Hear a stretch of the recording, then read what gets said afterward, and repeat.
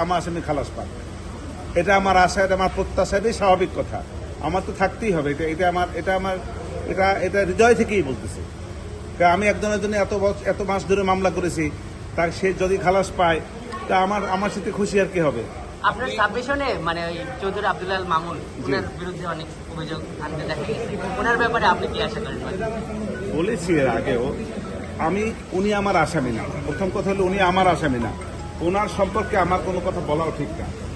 কারণ আমি যাদের আমি লয়ার, যাদের পক্ষে মামলা করি তাদের পক্ষেই আমার বলা উচিত।